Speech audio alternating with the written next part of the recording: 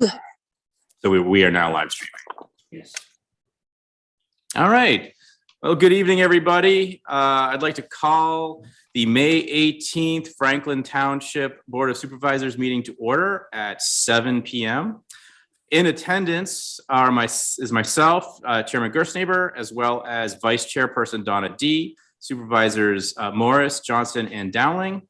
Also in attendance are our Township Supervisor, Mark Thompson, Township Operations Manager, Jeff Eastburn, Township Controller and Office Manager, Melissa Ortega. And has Sarah joined us yet? No, she has not joined us yet. And it looks like there are 4 people from the public. So let's start with the Pledge of Allegiance. I pledge allegiance to the flag of the United States of America, to the republic For it stands one nation, under God, indivisible, indivisible, liberty with liberty justice and for all. justice for all.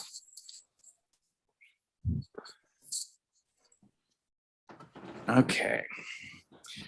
All right, now I'd like to open this up for public comment. This public comment may include any topics related to tonight's agenda items.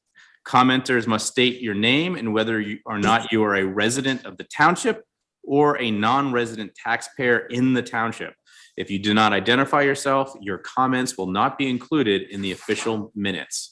Do we have any public comment? All right, so not hearing any, let's move on to the approval of minutes. Nancy?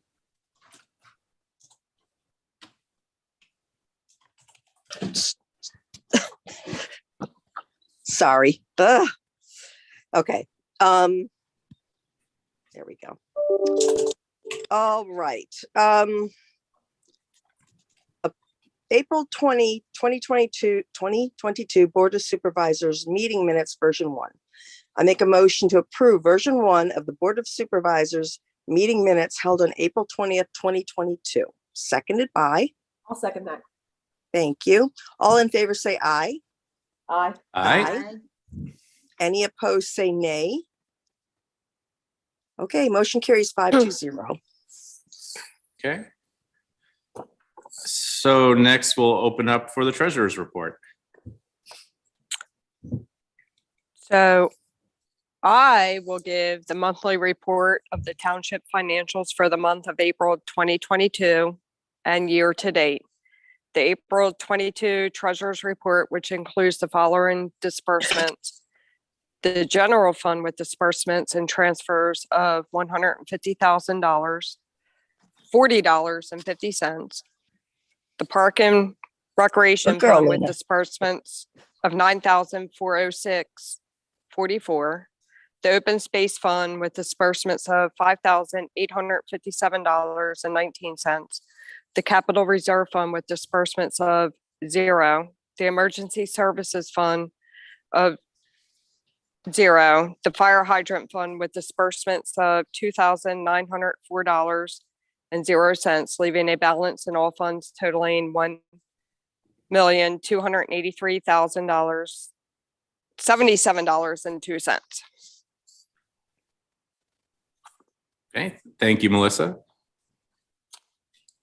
I'd like to make a motion that the board approve the treasurer's report as presented by Melissa Ortega, seconded by. I'll second it. Thank you. Any discussion? No? All in favor say aye. Aye. All opposed say nay. Motion carried 5-0. Thank you, everybody. Thank you, Melissa. Okay, Nancy. next is the zoning officer report. This report is compiled by the zoning officer. It includes the number of permits processed, the number of inspections performed, and the funds received in the month of April. Jeff, is there anything you'd like to call out? No, I think it speaks for itself. Okay, thanks. So in the month. No Yeah. motion required. Keep going, huh? Yeah, In the so month of April 2022, 12 permits were issued, $227.39 in building fees, $2,635.00 in miscellaneous fees, and $0 in recreation, open space, and impact fees were collected. 11 inspections were performed. Okay, thank you, Nancy. Don? I'd like to make a report on the HARB and the Callie, Historic come. Commission. And I Come. think Paul Agassi Come. is here with us. Come. Yes, I'm here. Thank you, Don. Come. The HARB met Callie, come. meeting with the Historical and Architectural Review Board on May 3rd. The primary topics under discussion were the Churchill African Cemetery. We are now working with Crystal Crampton, who is associated with Bucktoe Cemetery and is also associated with the denomination that that the church that was originally on the site in the cemetery is associated with, which is the Union American Methodist Episcopal Church.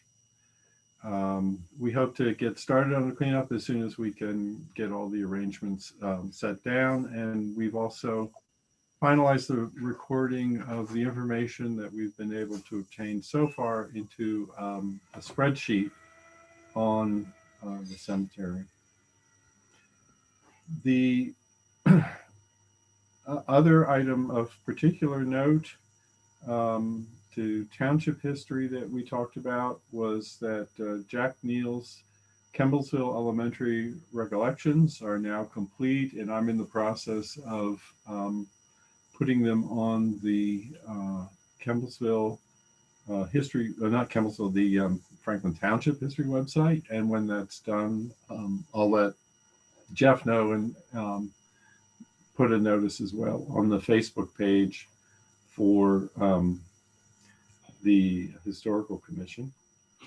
And we co-sponsored a talk in New London on the Saginaw Bridge that was presented by Renee Labarge, a resident of New London who lives near the Saginaw Road Bridge. That was presented on May 12th, and about 25, 30 people attended.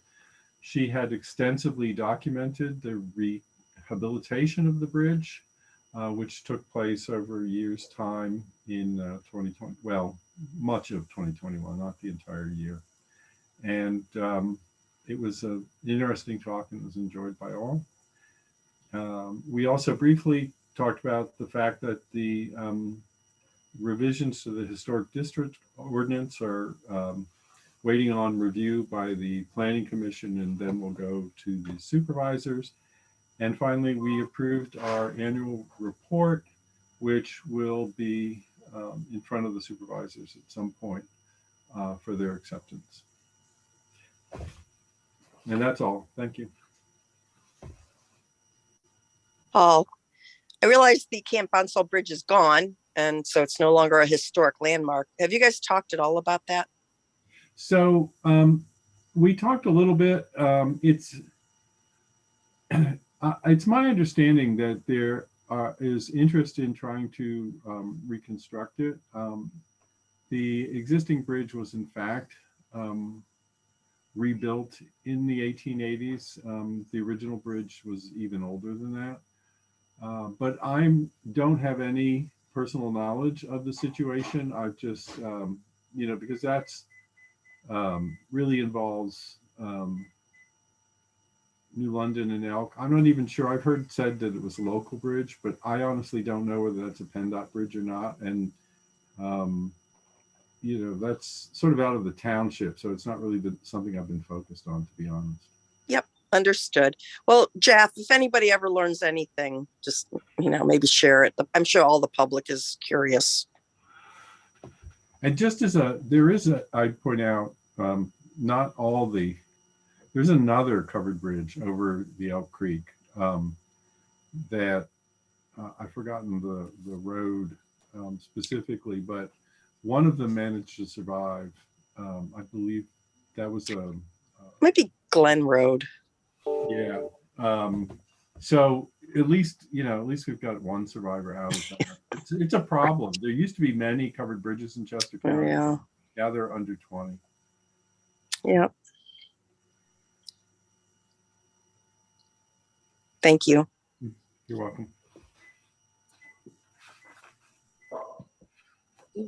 Dave, do you want me to go next or? Yes. Yeah. We, For the park recreation open space report, so I'm assuming Greg's there to give us an update. Yeah, I'm here. Can you hear me? I can see, okay, thanks, Greg. I'll take it All away. right. And, Hello, everyone. and you can share your screen, Greg, if you want. Okay. Yeah, I will do that right now, actually.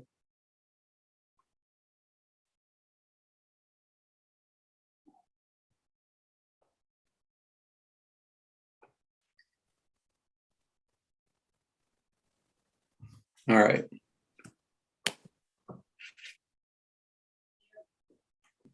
Let's see here. Give me 1 second. Can you see my picture there? Yes. Okay, great. All right, so the healing garden.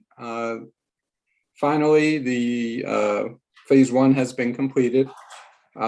We had 25 volunteers come out over a span of 2 days to help.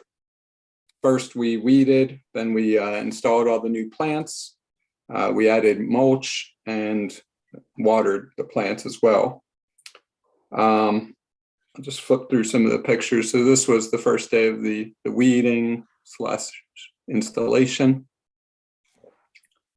We had great groups of people from all over the area. This is after the installation. You'll see the plants, besides the shrubs there, are pretty tiny. So the mulching was done completely, but we kind of couldn't go too deep with the mulch because otherwise it would engulf the plants that we just installed. So let's see, I think there's a couple more. That's the planter in front there. It's installed. And there it is there. You'll notice there that the center there is missing the trees, and I'll go over that in a little bit, but long story short, the nursery at the last minute told us that they were out of stock of this species of 2 trees that we ordered for the centerpieces. So we will be offering those as memorial trees to anyone, which, I think it's a perfect spot for it. Would serve as the centerpiece to the garden there. So phase 2 on the gardens would be, continued maintenance. The first year of a garden is going to be the hardest. So you want to get the plants established. You want to get continue weeding and letting the plants grow, watering, of course, when needed. And we'll add mulch as the plants get bigger. We also would like to get the perimeter where all that redbud tree and the other trees around the edge there, get that area mulched or weeded and mulched. So that's another phase that we'd like to get done. We did schedule a weeding day for this Friday. It's a volunteer day, so anyone is welcome to join us. We're starting at 3:30 in the afternoon, and we'll go to roughly 6:30 or so. So if you are available and interested, please come out. Just bring some gloves, maybe a garden trowel, we could use an extra wheelbarrow for mulch, but we just need more kind of elbow grease mostly. So I'll show you a couple more photos, and I can turn off the screen here. So this is two of the raised planters in the parking lot at Crossland Park. We've been working with a total of 3 different groups of volunteers. who have been adopting certain plots in the Crossing Park. These 2 raised planters are adopted by Trevor. His name's Trevor, and he's went through and he's added all the plants that you'll see at the bottom there. Those are all new additions, and he's weeded. He's also remulched this whole area, both of those. Another adopted plot is, well, it's taken over by Betsy. Let's see here, she's adopted the other 2 raised planters on the opposite side of the parking lot there. She actually purchased this dogwood out of her own pocket and installed it. If you're familiar with the area, there's 4 planters, 3 of them have dogwoods. 1 planter had absolutely nothing in it. So this kind of completes the top layer of the planters. And this picture is actually out of date now because she's also added some additional perennial flowers. And she's, you can see she's mulched that area as well.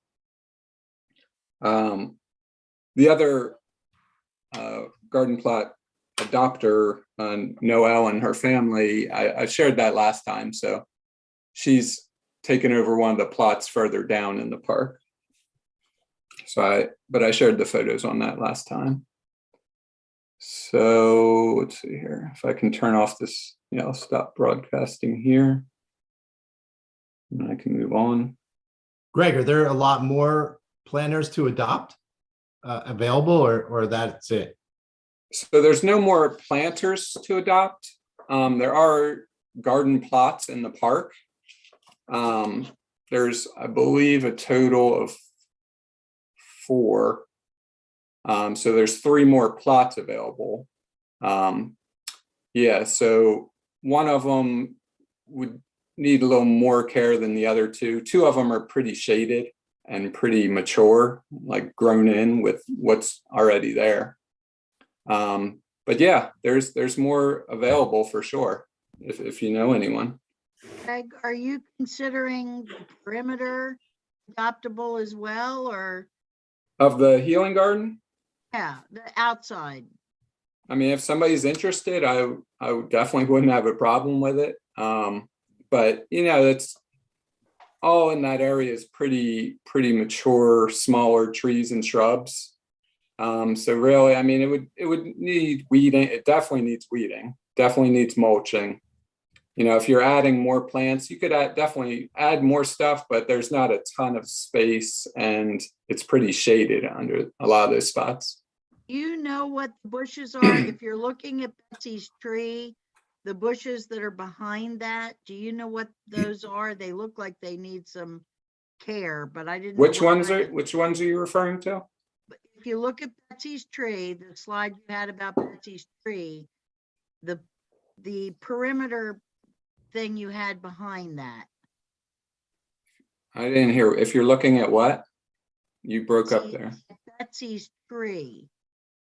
When Betsy in Oh, Betsy's Betsy's garden, tree. yeah.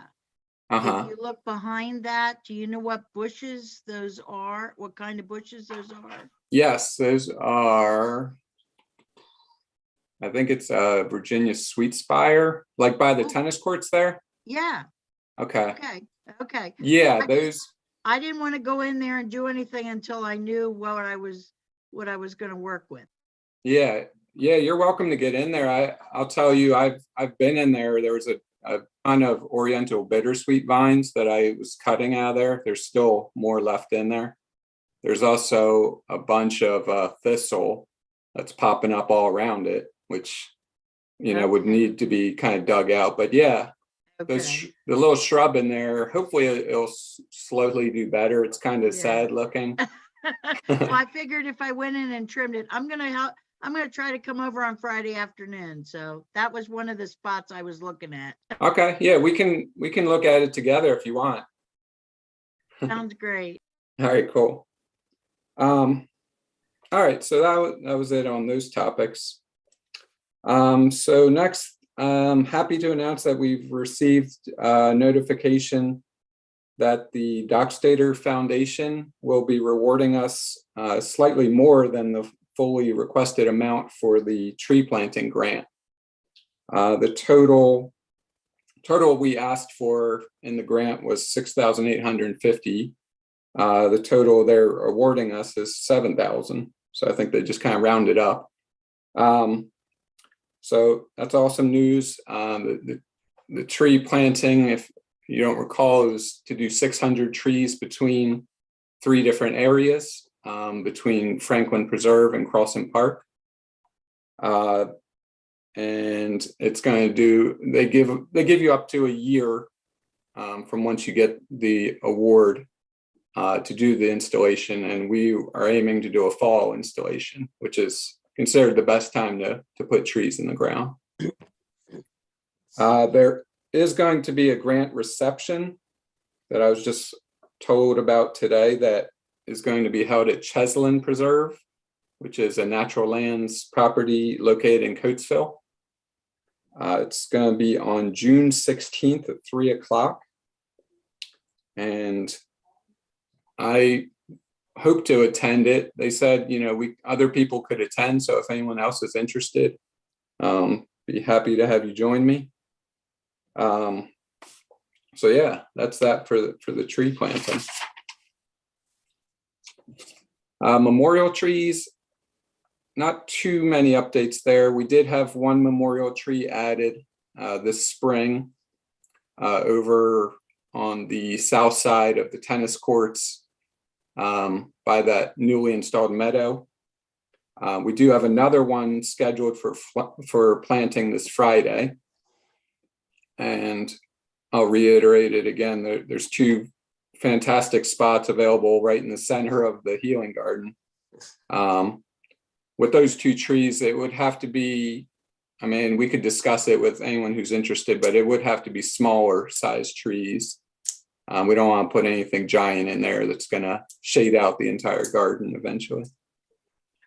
But there's plenty of options to choose from with smaller size trees. All right, next I had was the poison hemlock issue at Franklin Preserve. So there's about a 2 1/3 acre meadow located right as you walk into Franklin Preserve. It's nearest to the top parking lot and Parsons Road there. And it's pretty overrun, or was overrun, with poison hemlock, which is a nasty plant that we've talked about. And it was actually, thank you to Kenny, was mowed today. The meadow was mowed. So it's going to be, you know, something that we're going to keep monitoring going forward. And I would also suggest that we still target, there's some, you know, leftover plants here and there around the edges and spots that I'm sure he wasn't able to get to. I haven't seen his since he mowed, but so, you know, we're reaching out to a couple people to target the leftovers. That way, you know, we can keep the seed bank low on those guys. And just for anyone who doesn't know, that would be Kenny Roberts from No Nanum Farm. So we're very appreciative of him. He changed his schedule for us, and he's cut it for free. Yeah, I'm very thankful that he was able to do it that quickly on such short notice. So that's that. So next up was the vacancy on the pro board. So we currently have 1 vacant position on the pro board. We had 2 very qualified candidates apply for the position. The applicants were Betsy, who's the neighbor Crossan, and Heather Robbins Doss. While, you know, we'd be more than happy to have either candidate join on the pro board. We ultimately decided to recommend to the Board of Supervisors to choose Heather. And the reason for this is because, you know, we kind of reviewed what we've accomplished Sorry, there's a fox right out my window.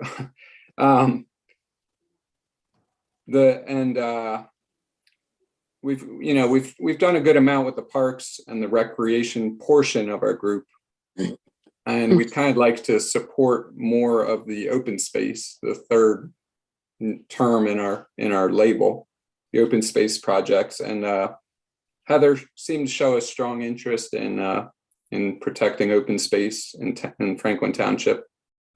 So yeah, our recommendation is Heather. Again, we'd be more than happy with either candidate on the pro board.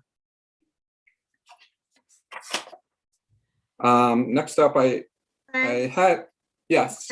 I just had a quick thought. Uh-huh. If there are people that are outstanding, like Betsy or like Trevor, who take on big spots, maybe Mhm. we could do just a little something to acknowledge them. I'm just thinking that would be a nice thing to do if you don't pick her to be on there might be a way to acknowledge them for doing their special over and above effort. So we can talk about that. Yeah, I agree. And we have kind of discussed, like, there's a group that the groups that are volunteering and adopting the garden plots, we've discussed, putting up a plaque or something along those lines. So I think that's a good idea. So, That'd be great. let's see what else I had here. So Can I I put add- this. Can I What's add that? can I add one thing, Mr. Sachs? Sure. I believe you wanted to reappoint Kyle to her Yes. position too. Okay. Yes. Yeah. Our recommendation is to keep Kyle. She's been a great help with us. She serves as our secretary amongst other things that she's accomplished. So yeah, we'd love to have Kyle back, and she's interested. So just from a procedural standpoint, we have, what does the board need to do? It says no motion required. Jeff has his hand up. We actually do read a motion. We do need a motion, and if the chairman likes, I can propose one. Sure. If he desires. So we'll do the motion. Now, but before I do that, one of the questions that I have is we have two people who are keenly interested in a position on the pro board, and we don't want to disenfranchise people. Is this the kind of thing where you're, maybe Betsy will feel like, well, since I'm not on the pro board, maybe I'm not going to volunteer anymore? Or is this more, is there a worry like that? And the reason I want to bring that up is I'm trying to think of the structure of the pro board now. And we have positions like alternates and those sorts of things for like PC. Is that something that we need for the pro board? Or am I overthinking? That's my other part. Not to speak for Greg, and I want you to speak up, sir. Both of these terms would be for 5-year terms. Currently, there are no alternates, but both you and the rest of the board highly encourage other people to participate, so they're still able to join the meetings and be part of the group. So a 5-year term is a pretty long term. Mhm. Do we want to think, and this is just not for tonight, but to think about maybe having a couple alternate positions in case over those 5 years we lose somebody, we've got people sitting there willing to fill in. It's a long term for something like that. I don't know. Just something to Also, think. Jeff, you may have a crystal ball and you can see what's coming and maybe how interested the current person is. And maybe you can do some magic in the background and see if there are opportunities that maybe we can't talk about yet, but that might be out there. So the question would be, So I don't know. Well, we can bring that up if we want to talk about it. But for now, I think I'll just leave it. I think we should probably just leave it with Greg and the pro group to determine what they need. But just an option, Greg, that if these are long terms, we may want to have that option for an alternate position, just to make sure that people stay engaged, that sort of thing. Yeah, I think that's a great idea. And yeah, 5 years is I agree, is a long time. Yeah. just to let everyone know that we've got terms at 5 years, 4 years, 3 years, and 2 years. So it's ever changing. Right. True. All right, so what's my motion? Oh, that's Donna's motion. Did have a motion. Okay, my proposed motion is, if the board accepts it, I make a motion to appoint Heather Doss and reappoint Kyle Bianco, both to 5-year terms on the Pro Board. Seconded by, I'll second that. I don't think Jeff can make the motion. you I'll could say second so you, moved. Jeff. It's on Us Jeff. office folk can second each other, so I got you, buddy. Okay, wait, say it again. Can you do it? Can you do it? Just You- say so moved. Oh, so moved? Okay. All right, so moved. Okay, And say seconded. and I will second that. Ask for a second. Oh, can I have a second? And that was Nancy. Nancy seconded. I'll second Okay, it. okay, thank you. Discussion. Any discussion? No. All right. All in favor, say aye. Aye. Aye. Any opposed, say nay. All right, hearing none, motion carries 5-0. A little procedural lesson today. Great. Yeah. Thank you. All right, so just- I had one more thing and then I'll get out of your way. Did you have something else, Dave? Or- no, go ahead. Did you want Okay. to talk about Saturday, Greg? Yes, that was it. That was the one thing.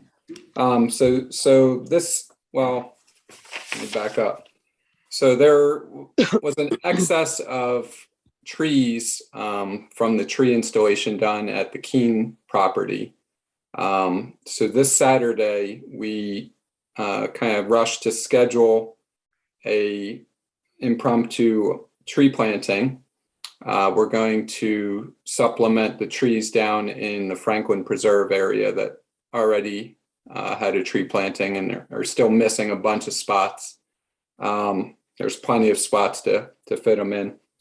There's 270 total trees that are left over. So we will be doing this tree planting starting at 9 a.m. on Saturday. I don't believe there is a finish time. It's just kind of as far as we can go. Hopefully we'll get it done sooner than later. It all kind of depends on how many people we can get involved. I know it's going to be pretty hot on Saturday. But yeah, so starting at 9 o'clock this Saturday, we'll be meeting at, Jeff, is the address 50, 56, 55? 53 Parsons Road. It's the actual lane for the Colonial Pipeline Station. And just to let everyone else know, I have been in contact with them in Texas. The only thing that they're requiring is that no one park on the lane or block their gate. So I think as you go in there, sir, the idea is to park on the left-hand side in that little field there. Gotcha. Yeah, so we'd love to have as many people. I know we were hoping to get at least 30 people out. If that's the case, we can get it done in a couple hours. Bring a hand mallet, gloves, definitely water. We do need some extra wheelbarrows. I believe that's all the requests we were having. Yep. There'll be a porta john on site. And the mowing took place in between the trees today and a path down to the trees for people. Perfect. And thank you for getting all that scheduled. All right. So that's all I had. Anyone have any questions or comments for me?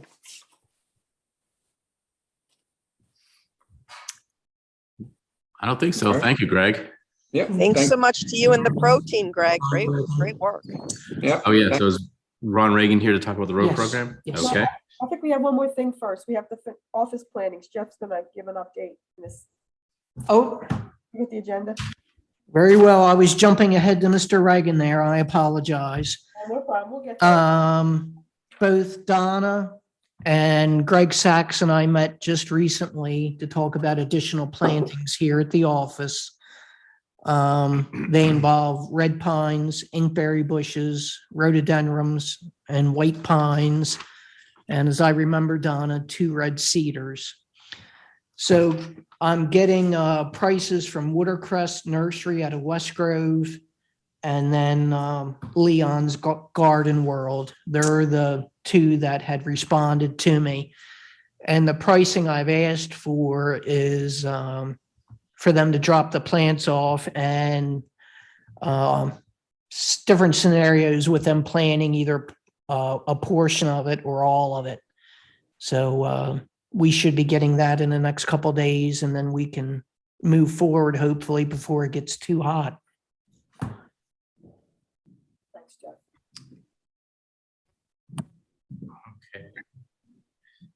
So I don't, so, so I guess it looks like is the motion sheet missing the update from Ron? I think it might be.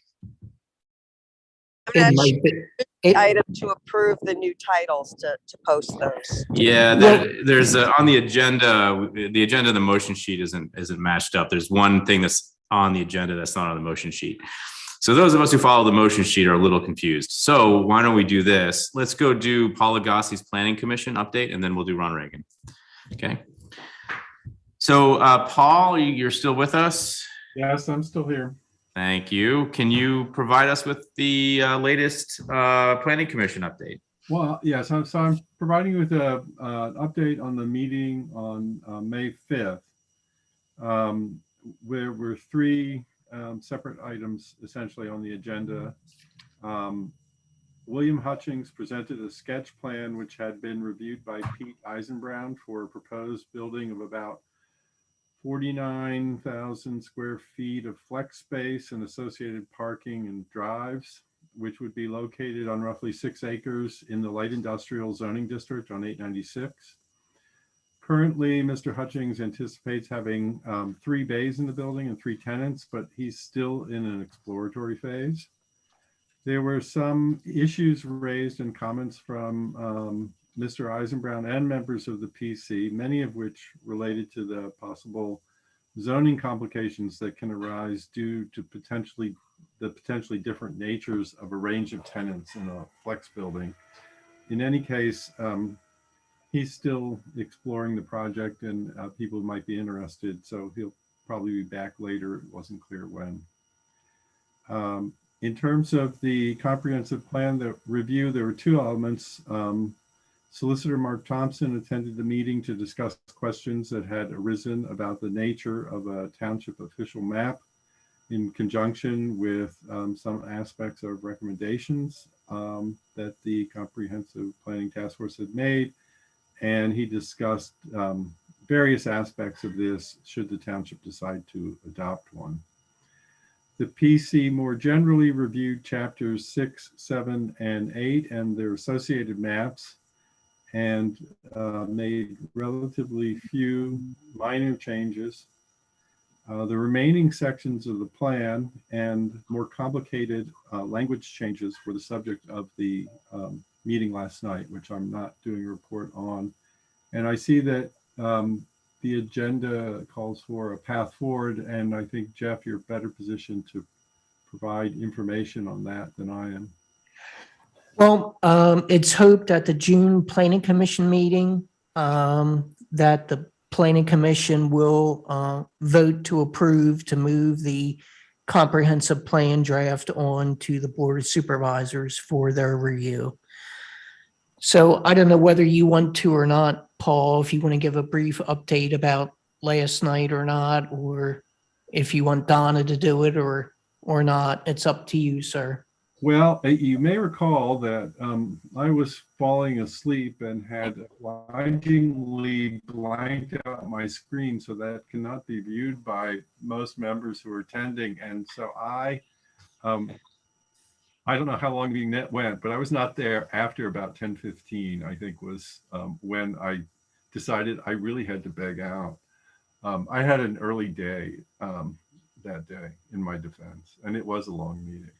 But there's a in chapter 2 of the comprehensive plan is essentially a chart-like presentation of actions to be undertaken as a result of the recommendations of contained in the plan. And so those were discussed in their entirety, and some changes, a few deletions were recommended, and a couple things were brought into alignment with parts of the plan that had been previously reviewed. And I think actually, as a result of looking at some of the recommendations, there may have been one or two instances where there was some interest in modifying some of the general plan itself. So because I think looking at some of those recommendations for action and who might be acting and when they might be acting with respect to the adoption of the plan, added clarity to certain recommendations and made some of those easier to understand, and led to some interaction back and forth between this chart-like presentation and the broader plan spelled out in the subsequent chapters. And then, as I mentioned, the second, there was one map that was also reviewed. It was the final map that was very straightforward. And then there was more complex language changes that were in for a second visit for various things that had been discussed in, I'm not sure, a number of chapters probably. But as I say, that's the point at which, in order to avoid falling asleep in front of everybody, I went and fell asleep on my own and left the meeting. So I'm not competent, quite literally, to speak to that portion of the meeting. I can help you, Paul. So, but I think you were there for 99% of it. So don't. You did awesome. Yeah, you did well. So just so everyone knows, I know we talked about, as Paul was talking about, chapter 2, that it's an excellent chapter because it does lay out what needs to be done, who's gonna do it, and that was a really good, robust discussion amongst the PC, and there was 3 board members there with myself, Dawn, and Jim, and so that I thought there was a bit of clarity on that, and that was accomplished. Of course, the board gets to see it again, but at least we can say we went through it once. And then you're right, there was some question, Paul, regarding some additional wording to add to one of the chapters, and we really did not go into that much detail. We just said yes, just add it, and we'll look at it on June 2nd. So the big message to everybody is on June 2nd, Janine will come back to the PC with an addition of this comprehensive plan with anything that's changed. You'll see it as a track change note. So it'll be very clear, what did the task force give us? That will be your typical black text. And then anything that's changed, you'll see that in track changes. And that way the PC is going to be able to see what changes were made. They'll be able to, hopefully, the intent is not to re-review it, but just to have a generalized look at it and say, yes, it's ready to go to the board. So that's what's scheduled for June 2nd, a delivery to the PC. Here, this is what we've agreed to. This is what you've changed. This is what we're going to send off to the board. And as everyone knows around the table, that also has to go to other parts of the municipality. So it has to go like to the school board. You have a school board and different, I guess, even other municipalities in the area. So that's the addition that will go to those folks. And it starts the 45-day clock, which means you have to give these people 45 days to review the plan. But the good news is, in parallel with all that, we as a board can pick it up. So I was going to bring this to David's attention. It's probably going to take us more than one meeting to get through this document. I'm just putting it out there. It's really the board's decision. If we get this document to the PC on the 2nd, what does the board think about us picking it up on the 6th, which would be one of our workshop meetings? Looking at it on the 6th, and then we can look at it again on the 15th, and maybe between those 2 meetings. I'm not promising anything, but be able to say, what happens with it. Yeah, I mean, I think we do have a time limit once this is in our hands.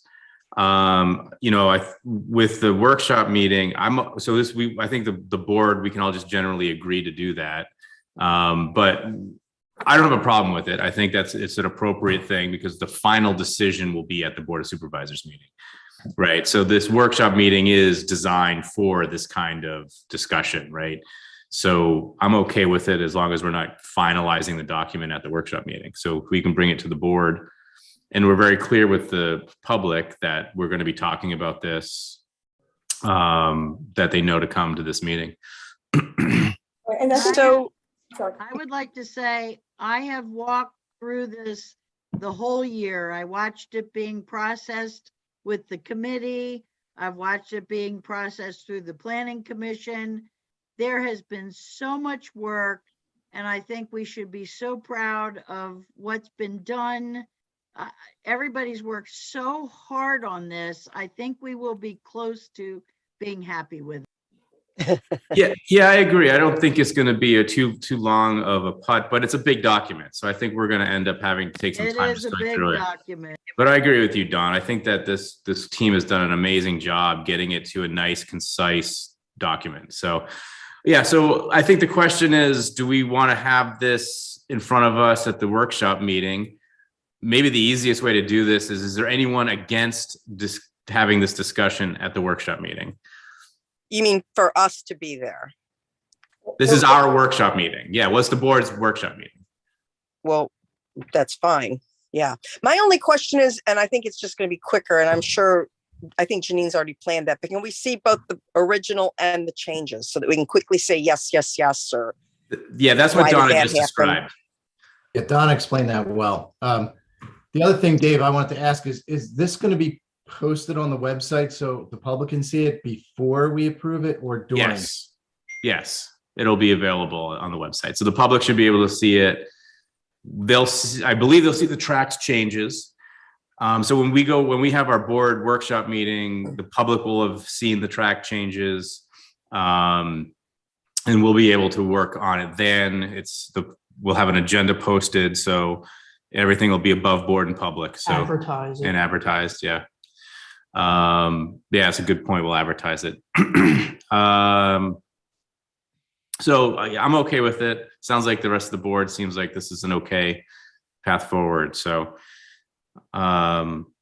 let's plan on having that review at the first, was it the first Monday of June, right? June, Yes, sir. is that June 6th? June 6th. All right. So that'll be the first day for us to get our hands on it. So exciting.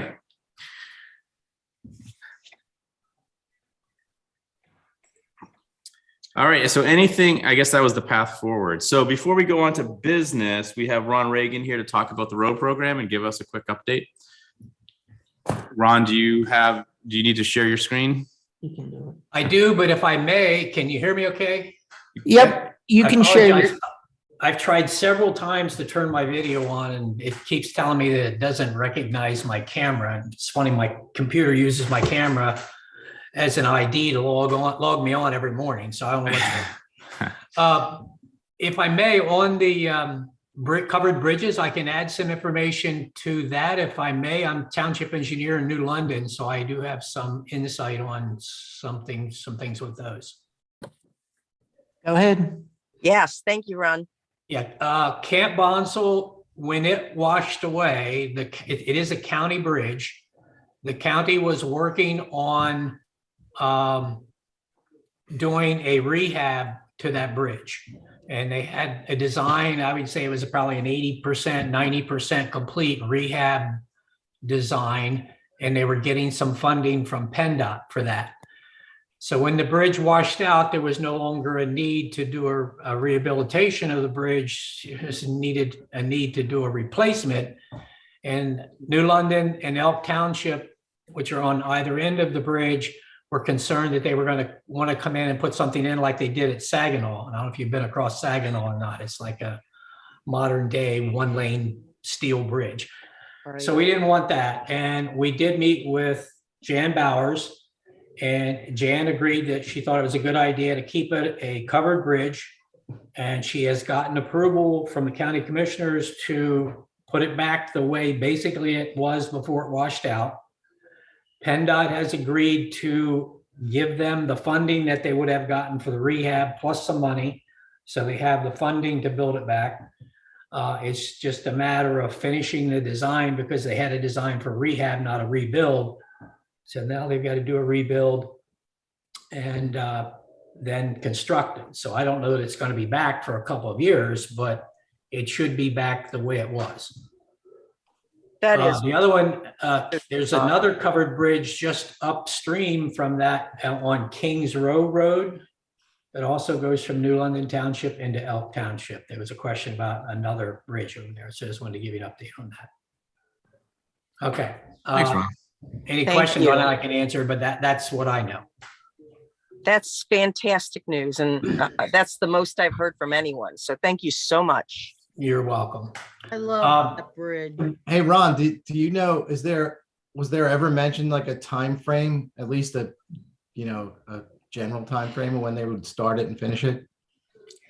They have to finish the design, and they were talking maybe as much as a year to finish the design, to do the reconstruction, not just the rehab. And then given the way how fast the county does construction, I would think it would be another 18 months plus or minus to build it. So I'm guessing 2 or 3 years before we see a bridge. Gotcha. Thank you. Okay, the township roads, kind of a status on the paving, drainage, grading work that we're working toward for this summer. On the screen that you're seeing, basically the top part of my little table is the paving. As you know, we decided to award a bid for Churchill, Parsons, and the 3 roads in Heather Hills subdivision. All of those bids have been awarded. The date that we're getting from the contractor as the tentative date to come in and do the milling and paving is mid to late September. There is an outside chance that could move forward a little bit earlier into September, but they're not making any promises. And a lot of that's going to be weather dependent. If they have a good summer with no rainouts and stuff like that, it could move up a little. If we have a very wet summer, it could always move back a little bit. Can just a second, why so late? I mean, we worked really hard this year, you and Jeff, to get all the bids together and get everything lined up. So we would hopefully get some of the stuff done before the kids went back to school. Why did we get such a late date? I think there's probably a couple of reasons. One is that we put in our bid package that we wanted it to be a one-pass paving operation. And as you know, we only got one bid. And I think that's because there aren't very many paving contractors that have a machine big enough to do the roads in one pass. So we were limited to a limited number of contractors, and we ended up with Long's Asphalt, which I was very happy with the work they did last year. So I was not disappointed in it that they got the contract. But unfortunately, they won a contract just prior to our contract for a cooperative effort between multiple municipalities just north of us that collectively, it was probably 5 times the size of the job that they have for us. Plus, they already had a few jobs lined up. So as it turns out, we were a week or 2 late to get ahead of that big job, which could have put it into August. If we didn't have the single pass paving requirement, in all likelihood, we would have gotten more bidders, but we would have been looking at a situation where we would not have as nice a job with more of a seam in the middle potentially, but we might have gotten it earlier. Yeah, I don't want to give up on the one pass. I think that's been a good improvement for us. I guess I'd ask, is there anything we can do next year to get it in? Do we have to get it in even sooner? I mean, I thought we did a pretty good job this year. So it sounds like they just, they got a great deal ahead of us, and it's great that they are so valued. I mean, we're looking at one of the best pavers, and they're busy, which is generally a good sign. So I think, Donna, part of it was just kind of bad luck on our part, And part of it is because they're so in demand. So I'll just ask the question again, is there something we can do to get it in even sooner next year? Is that possible? Well, Jeff and I have been discussing the possibility of going ahead and getting started this fall with putting together a bid package and bidding it right after the first of the year.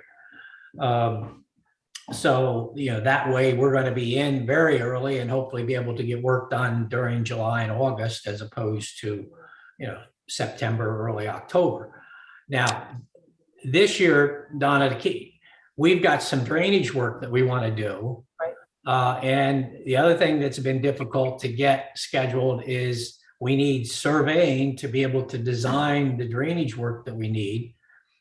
The good news in that whole scenario of having to get a surveyor is I just got the surveying that I need to design the drainage system for Churchill Road this afternoon. So prior to this meeting, I was sitting here already playing with the design for the drainage work on Churchill Road. So, but we have to get that drainage work and some shoulder grading work and things like that done before they can pave. And I don't want to be in a situation where the paver calls and says, I'm ready to pave, and we don't have our drainage work done. So if it had been in July, we would have been trying to do two things at one time. Ron, I guess the other question for you and Jeff is that we tend to wait because we want to see what quote unquote roads blew up. Is there, if we start a package in the fall, does that give us flexibility to modify the package based on, that problem that we tend to focus on, which is what's gone badly over the winter? What we did this year was to bid a total quantity of road to be milled and paved. We put in there for informational purposes that we think it's going to be Churchill, Parsons, and the 3 streets in Heather Hills. But we actually bid that. We could take and say, let's say this Parsons isn't ready to go. We could move it from Parsons to something else. That's great. So if we get into a situation next year where we have a road that blows up in March that we weren't aware of in January, we can make that, and we let the contract in, January, we could always switch it from one road to another road. Yep. Thanks. That's great. Yeah, that's really good news. I didn't know we did that either. So that gives us a lot of flexibility. That's nice. So the roads, I guess, Jeff, you brought this up. You're scrolling. I'm not scrolling. If you can scroll down to the stormwater stuff, I'll go over the stormwater work.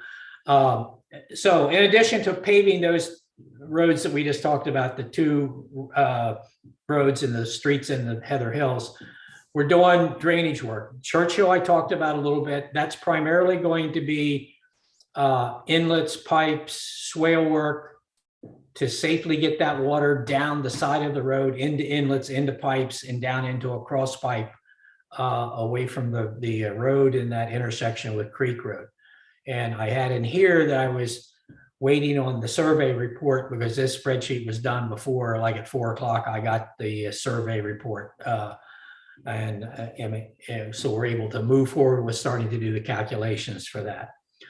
Parsons Road, the only really work we're doing right there that is drainage or grading that affects the road is that there is a cross pipe there where we're getting some significant erosion just up slope of the pipe as the water comes down a stream through the woods and approaches the culvert underneath Parsons Road.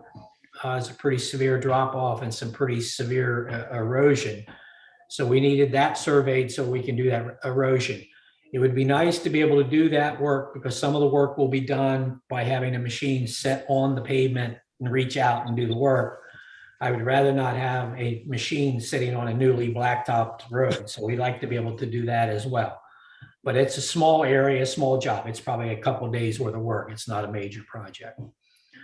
Heather Hills, you're probably aware that Chesterville Road just got repaved across the back entrance or one of the entrances into, I used to live in Heather Hills, so I always called that the back entrance.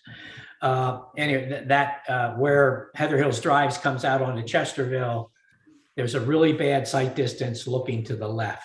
there. I don't know if you've come out of that subdivision and look to the left, and now that the road is, Chesterfield's been resurfaced, the traffic's going to come faster, which is going to make the sight distance even worse, or, you know, more of a problem.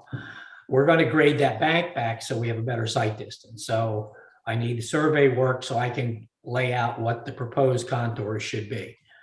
So that work, that survey work is still coming. The field work's done, I think it's going to be done this week. So hopefully I'll get that soon.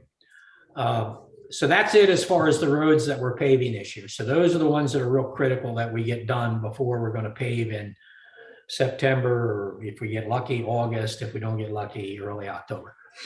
The others are kind of drainage issues. Some are carryover from last year, some are new ones. Mackey Court, we explored several different options there and have run into issues several times because of utilities. But we're exploring a new alternative to look at an existing stormwater basin and possibly routing some water to that basin and altering that basin so it can handle it. But I need survey data in order to be able to evaluate that. So we're waiting on that. Old Schoolhouse, down at where Old Schoolhouse intersects 841, as soon as you turn on Old Schoolhouse, immediately on the right-hand side, there's an area there that's swampy, and the road actually has changed its course and keeps meandering closer and closer to the edge of the cartway. And combination of erosion potentially cut out the edge of our road. Plus that creates a saturated condition there that I think is causing some issues with the structural integrity of Old Schoolhouse Road there. So we would like to move that stream over. But again, we need surveying data in order to be able to evaluate that and then ultimately get the permits that are needed to do that. So I'm waiting on that. But that's for a next year project, not for this year's project. In addition, you've probably noted as you travel along that road, there are several locations where we have almost steeper than a 1-to-1 slope. Almost, you know, places are almost like vertical slopes, banks alongside the edge of the road that are 8-10 feet high. I mean, it's like driving through a tunnel without the lid on it, not the roof on it. And we'd like to look at trying to do something with trying to reduce that, create a better shoulder or a better graded shoulder along the edge of the road. And again, I need survey data to do that. So we're waiting on that. Ways Run is a issue where the drainage alongside the road in several places is not conveying the water. It's letting it jump out of the swale, bypass inlets, pipes, and creating issues for some of the neighbors. We need, again, survey data so I can design and redesign the drainage system alongside Ways Run to address that. But again, you know, that's something we would do this year, but it doesn't affect paving. It's a separate drainage work. We'd like to handle it as soon as we could. Preakness, there is a culvert, or excuse me, a storm sewer pipe that's discharging that's got a severely eroded channel swale downslope of the pipe. And that pipe drains the overflow from a dry well. And I think what is happening, the way that system was set up, it's supposed to first fill up the dry well, then it overflows to that pipe, and it should have reduced the flow to the point where it doesn't cause an erosion down at the end of that pipe. I think that dry well is at a point where it's failing to dewater in an appropriate amount of time. It's taking much, much longer for it to dewater. So if we get a situation where we get a couple of days of rain, the first day fills the dry well up, and then the second day's rain happens as if the dry well was not even there. So it's coming out at full force, and then it's causing this erosion. We're trying to assess that, confirm that. If that's the case, we may be looking at having to replace that dry well. In the meantime, we are going to be fixing the erosion downstream of the pipe and beefing up the riprap to dissipate the energy at the end of that pipe. Is that expensive, Ron, to replace a drywall? Is it, well, I'm sorry, Don, I didn't hear the first part of that. Is it expensive to replace a dry well? Yes. I don't know the cost exactly because I don't know how big it is, how much, where exactly it is, because, I've got plans that show where it was supposed to be 20 years ago or 30 years ago, whenever the plans were done. But I don't know if it got put in exactly in that location. And now I've got mature trees on top of it. So, it's going to be a situation where we've got to, what we would do, and I don't know if you've ever had anybody go out and locate your drain field or whatever, but basically the only way we can find that dry well is to go out with probes and probe down till you hit the stone and then move out till you don't hit the stone. You can kind of establish the limits of that dry well. And then I'll see where it's located. If it's not under trees, it'll be cheaper than if it's under trees. If it's under trees, then we got to take the trees out, then dig up the dry well. We're limited in space because we've got to work inside an easement. So we can't just go to another spot and dig a new dry well. We got to dig up the old dry well, go deeper, make sure that it perks, and put one back in. So yeah, they're not cheap to replace. And it's just, I know you'll do this, but just keep us informed so we make sure we have the money in the budget for it. yeah, we will. I mean, we're trying first, making sure that's the problem before we spend money. Yeah. We have a similar situation at Forest Gump Drive. This one is at the headwater end of the stream that flows down. That's creating that erosion problem at Parsons Road that we're going to fix before we do the paving. But and that one is even a bigger dry well. That I went out there 4 days after it had stopped raining altogether, and the dry well, which is 6 feet deep, still had water in the 5 feet of it. And it's supposed to de-water in 3 days completely. So again, it's a situation where if they get a rain, while it's still got water in it, it doesn't do anything to help manage the stormwater. So that one, I don't need stormwater on. We're just continuing to assess it after each rain, because that's even a bigger expense, and we don't want to do that unless we absolutely determine that that's the problem.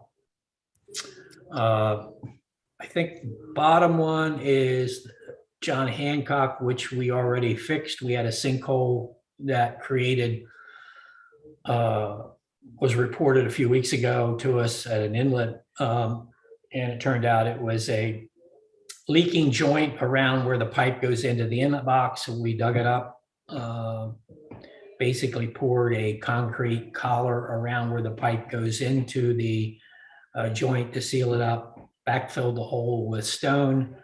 And I've been back out to see if they've got it resurfaced yet or not. Usually you wait a week or two, but let the stone settle before you come back to put the blacktop in. And then we got to pour some curving. So that one, if not fixed, it will be fixed in another week or so. That's pretty much it for what we're working on in the status of where we are.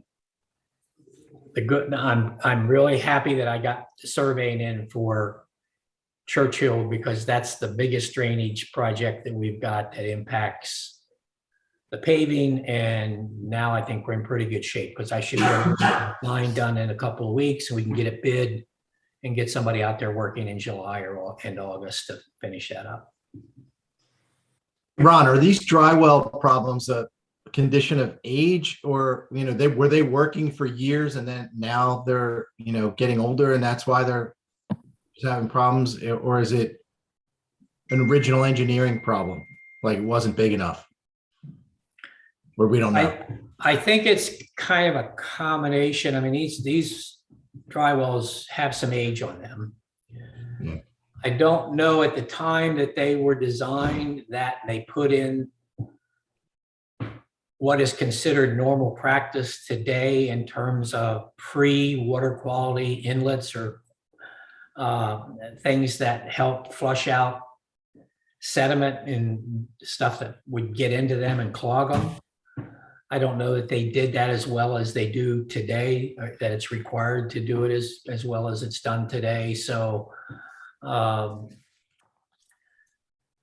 The fact You'll that know, there's yeah. not much you can, other than protecting what goes into them, once they get silted in, there's not much you can do. I mean, Right. it's. Yeah, you'll know if you have to dig it up, right?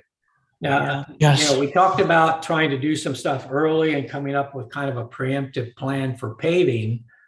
That might be something we want to look at. I'm not intimately familiar with all of the workings of the stormwater management in the townships since I wasn't involved in years past when all of that was going in. But if we have any other dry wells, if we have dry wells that were put in even in the last few years, we should be making sure that they've got proper filtering systems in front of them to keep them from failing.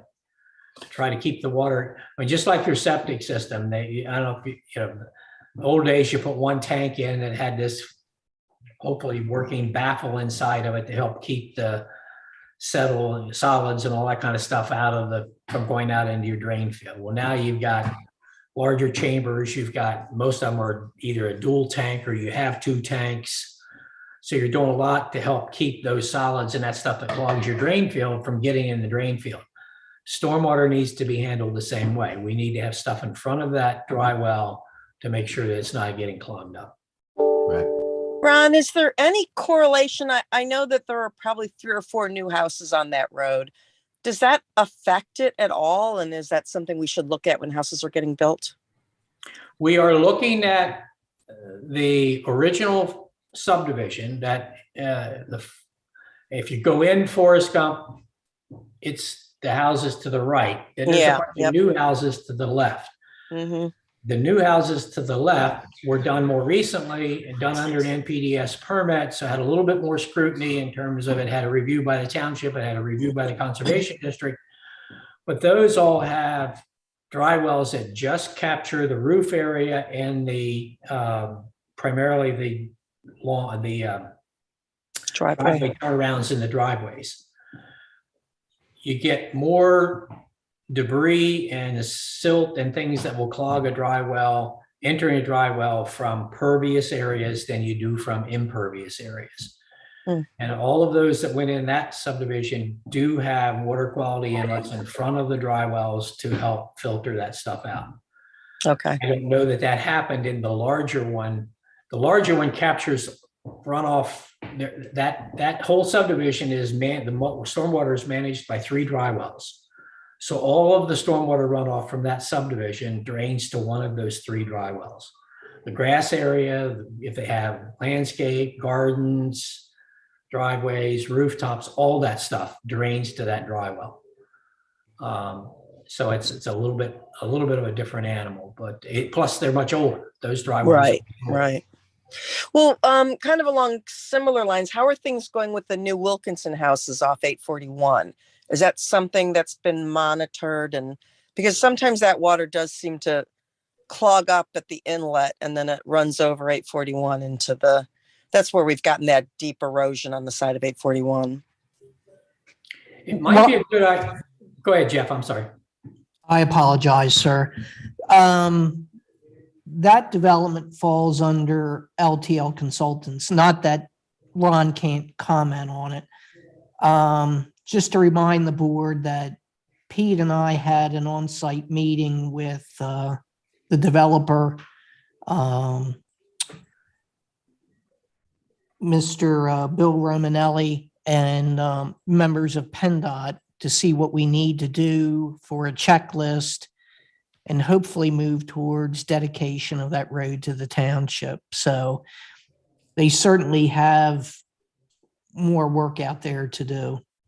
Yeah. Meaning the developer. Yeah, it's not working quite right, but I'm glad you guys are on it.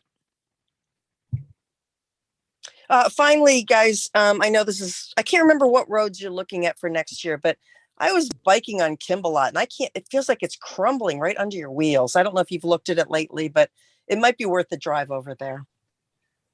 Yep, that's one of the ones on my list for next year. Okay. Glad to hear that. It's bad.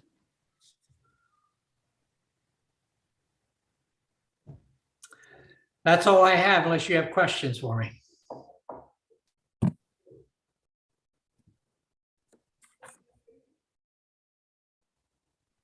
And I've lost all this weight and you can't even see me. I don't know. There we go. So bad. Yeah, so I'm glad that you are thinking about looking at some different ways to do it next year, maybe getting it a little bit earlier. So I'm happy that we have the flexibility to change at the end of a winter if a road does blow up. So that's good, and maybe we can get first on the list for some of these folks. So before we move away from the reports, are there any other comments or questions from any of the folks that still remain on the line? Okay, so as we go into business, I'd like to call an audible here and just move the roads to trails update to the next topic rather than kind of close to the end. The reason being is we have some folks here who want to talk about that, and I don't want to have to make them sit here all night waiting for this discussion to get done. So without further ado, Jeff, do you want to talk about where we're at? And then we can talk about the motion and what we want to do. Yes, sir. Okay.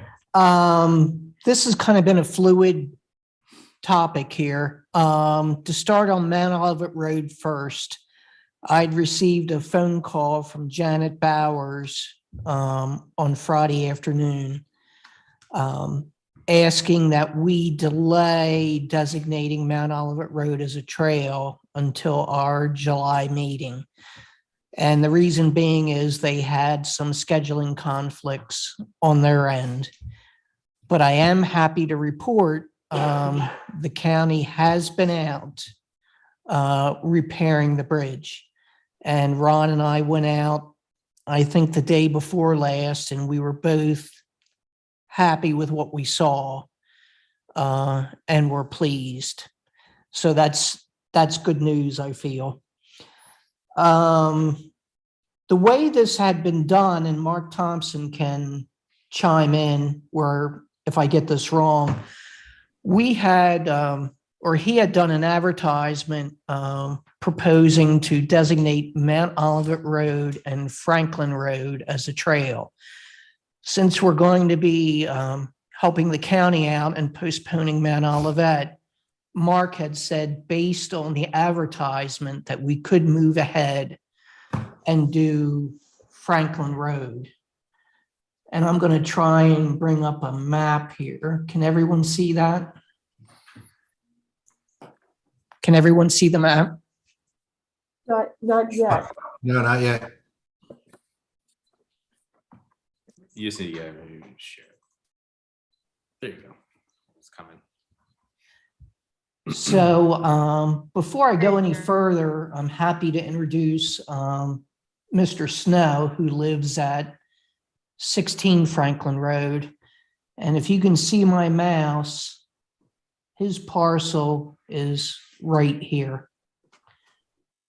And what we are proposing is right after his driveway, and I've met with Mr. Snow, and he can certainly comment. The general location where we're going to put the gate. We did talk about signage for no outlet, road closed. And what we're going to do is we're going to take it down to this green line here, and just north of Bud Swenson's place, this is 90 Parsons Road. We want to place a gate there as well. Mr. Swenson did send a very nice email this afternoon.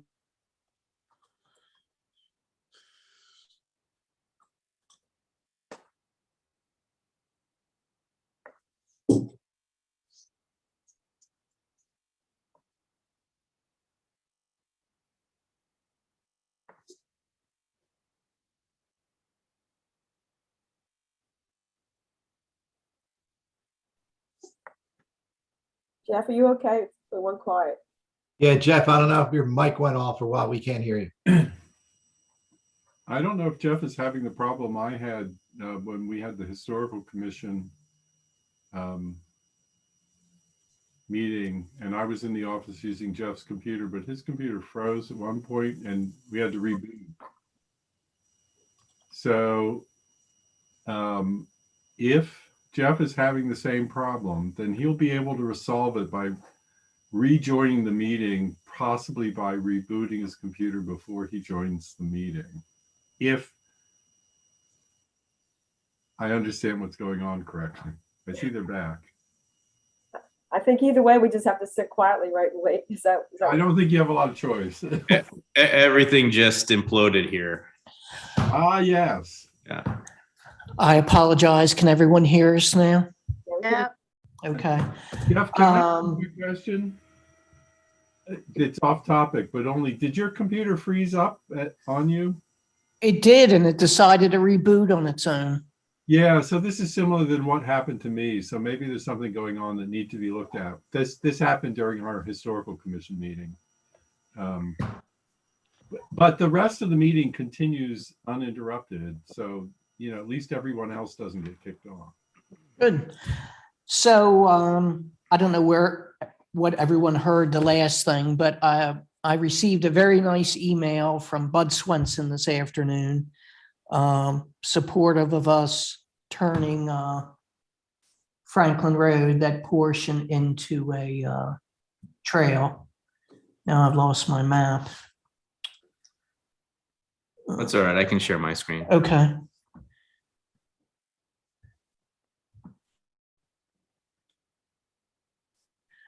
Great. So I've heard from Mr. Swenson. I've talked to him twice personally. I've talked to Mr. and Mrs. Snow on the phone multiple times. I met with Mr. Snow last week. I received a nice email from Mr. Pepe, who lives at 10 Franklin Road, and then the Kiernans as well, who live at 3 Franklin Road. So we've received nothing but support for designating this green area as a trail moving forward. And I have taken the proactive approach of ordering some of the signs, and the gates will be easy enough to install when it's time to do that as well. And if you have any thoughts, Mr. Snow, just hit your microphone. Hello, I'm Giles Snow. I live at 16 Franklin Road, and the road is completely unnecessary. You can easily go around it way easier. Besides that, most of the people that use the road are actually pedestrians walking their dogs.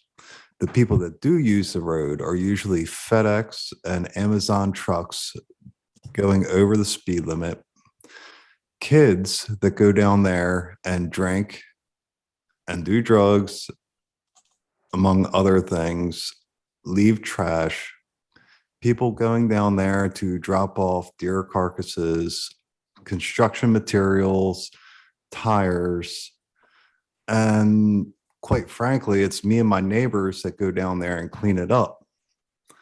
And it is completely not needed. You could easily go around on Walker. If you really need to go through it, you can go down Cavender Lane to hit Franklin Road from the other side. And it's only a matter of time before somebody gets hit and injured. And I've already called 911 to call for an ambulance on some guy that wrecked into a tree about 5 years ago, ended up being drunk, and then got a nice call from the Pennsylvania police asking me for my testimony on what happened. And other bad things has happened down there. You know, a kid committed suicide last summer down there. It has been nothing but problems ever since it's been reopened. And basically, I'm missing my daughter's concert tonight because I feel that it's that important of an issue that I come to the meeting and talk about it. And I won't waste any more of your time. Thank you. The nice thing about this too is once we can move forward on Mount Olivet Road, it will help us connect Peacedale Preserve to the DCNR property south along Walker and Strickersville, which is, I think, roughly 600 to 800 acres. So I hope the board would look favorably upon this ordinance tonight so we can move forward on Franklin Road. Yeah, Jeff, thank you. And Mr. Snow, thank you so much for joining. We spend a fortune maintaining it for a few vehicles that, as you know, probably don't really belong there. So I think it's a great way forward. All right, so the board will have an opportunity to discuss it if they desire, but I'll read the motion and then we can have any further discussion if we have some. So I make a motion to approve the adoption of ordinance, I believe it's 8 of 2022, which is an ordinance pursuant to section 2330 of the Pennsylvania Second Class Township Code, designating portions of Franklin Road as a bike path for bicycle, pedestrian, and equestrian use only. May I have a second, please? Second. Okay, thank you, Don. Any discussion? Okay, all in favor, say aye.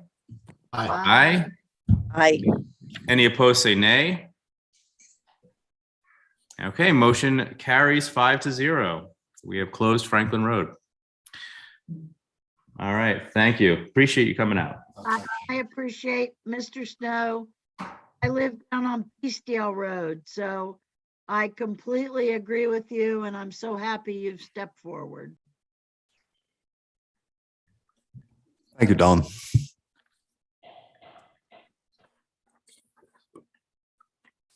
So David, I don't know where you want to go next.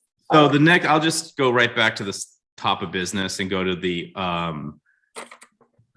discussion of titles. Okay.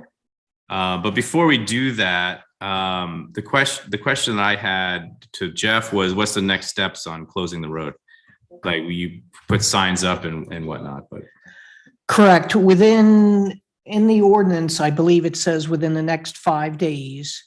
And then we're going to start taking steps over the next couple days to put up the post for the gates and put the signage up for no outlet, no parking, and for the pedestrian crossway there on Walker Road. So we're not going to leave the residents high and dry. I think we did a good swipe of ordering the signs that we need. We may need to order some additional ones in the future, but it's something that we'll look after with the help of the residents.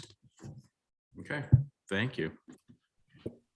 All right, thank you for coming out. Thank you, guys. Have a good night. All right, so the next topic is approving. Are we approving the ordinance, or are we just going through the ordinance wording and deciding that we accept it? So my understanding from Mr. Thompson, and he can speak up, the board can review the ordinance and give him authorization to proceed to advertise it.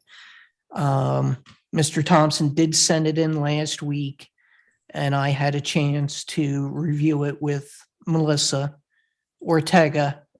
We did make some minor changes. We both agreed to, and sent it back to Mark Thompson. So do you have anything to offer, Mark? No,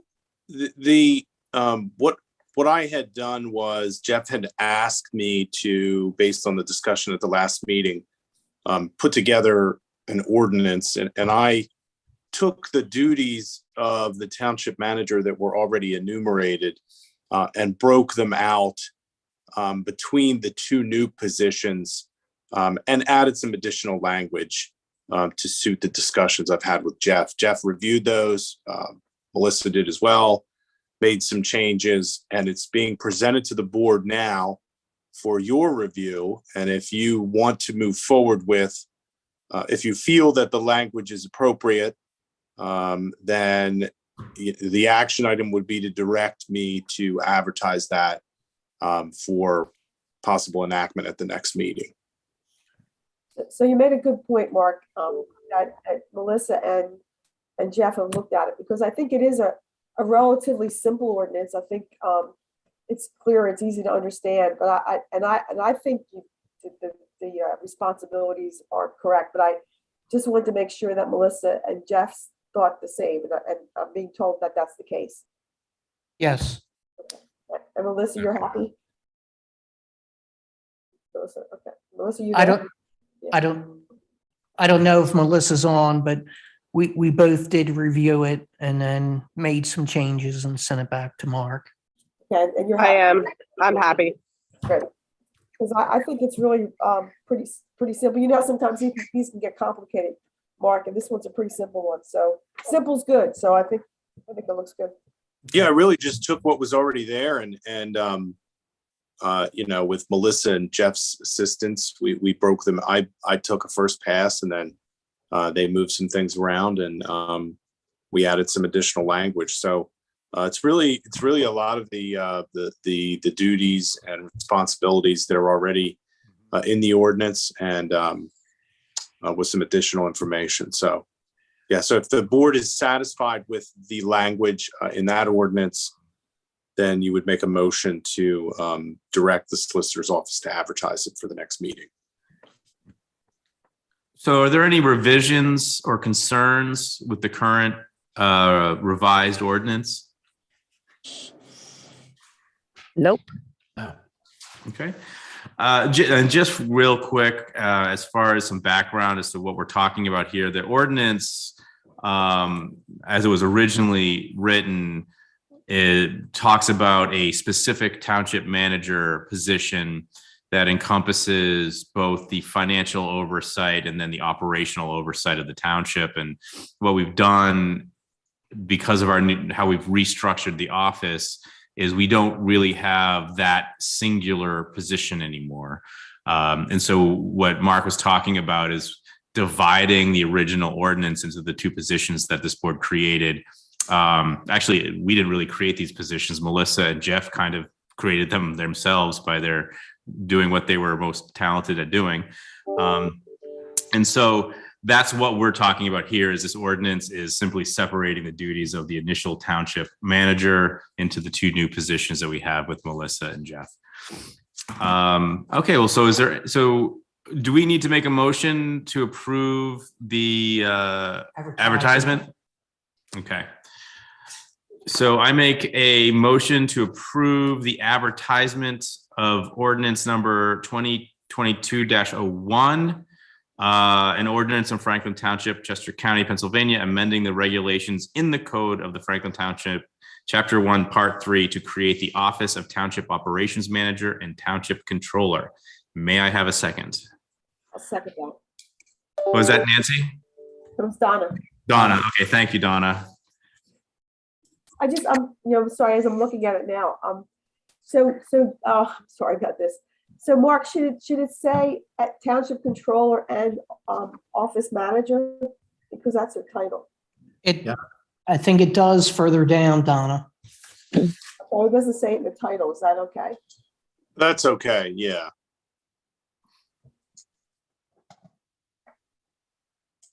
So just let's just scroll down here. Did I go past it? Oh yeah, it says duties of the township controller shall be. Go up some, sir. Township operations manager. Tell me when to stop. Is it all the way to the top? It's hard for me to read. How about we just make a suggestion to edit this before you advertise it to add and office manager? Got it. Right. That might make it clearer. And then and I think that will fix the problem. Okay, so any further discussion? All right, all in favor of adopting ordinance 2022-01, say aye. Aye. Any opposed, say nay. All right, motion carries 5-0.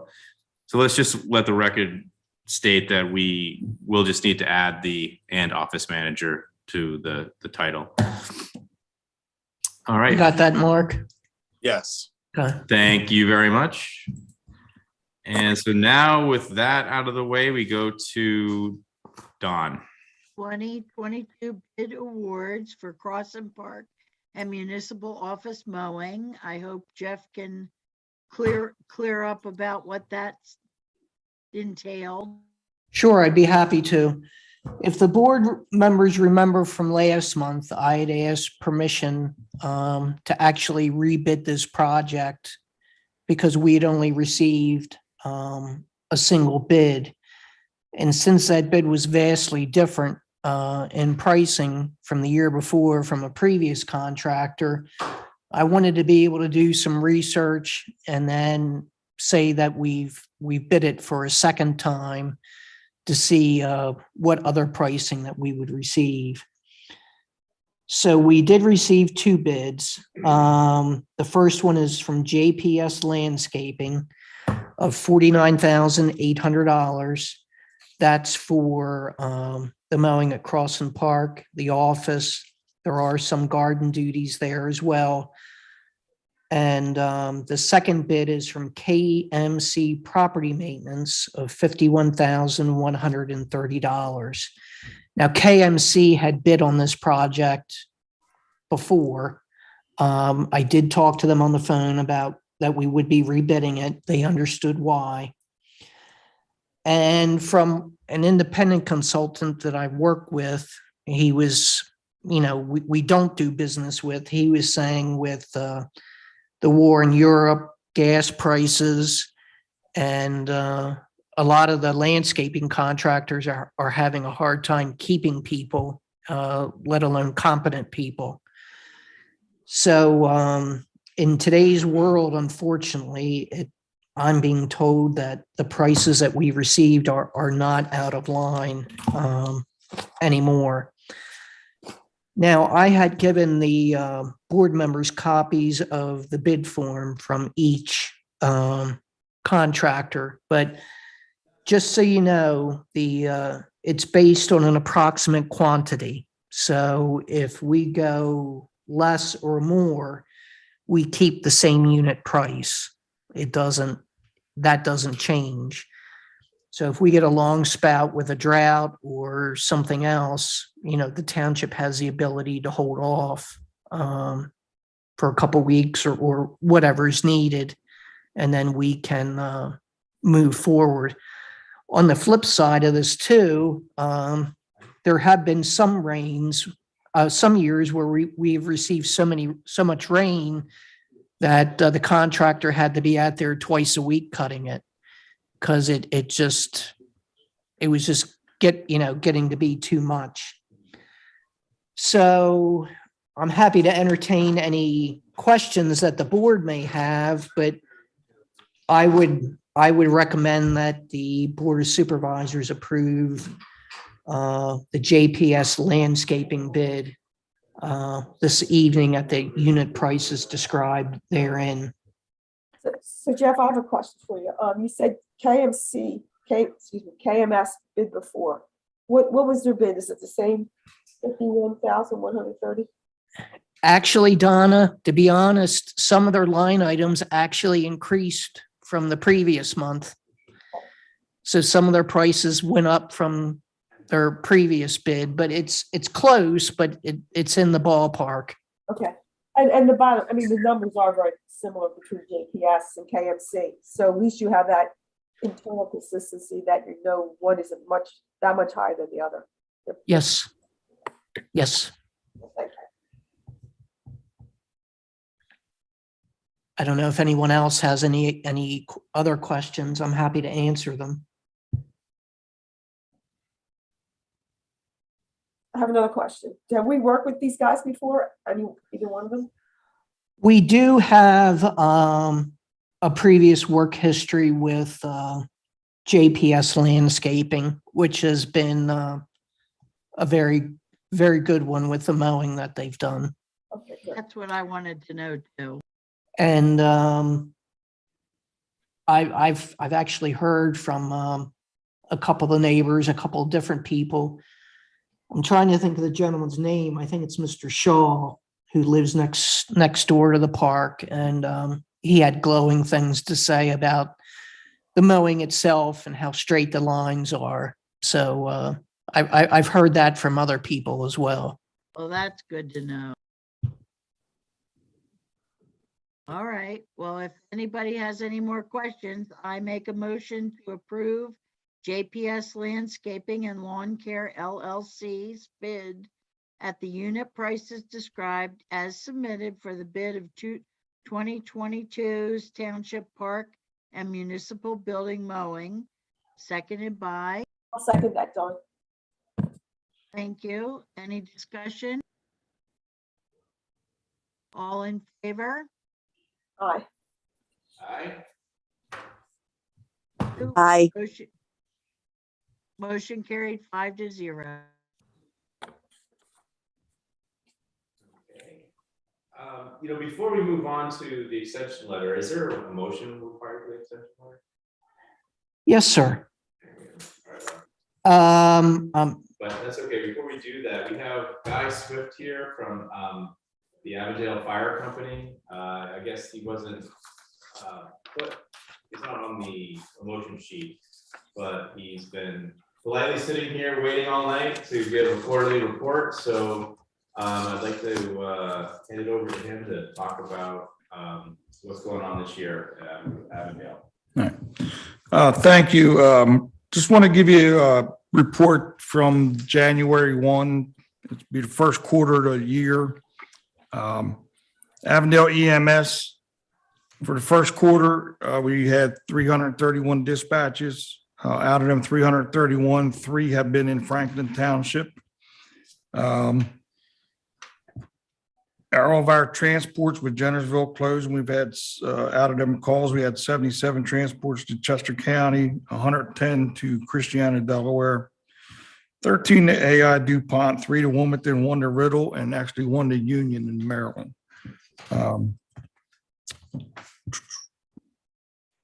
I'll leave this report with whoever wants to take that. That's for EMS. Fire-wise, our Fire Prevention Committee has done an excellent job for Franklin Township because the first quarter we've had 0 calls for fire.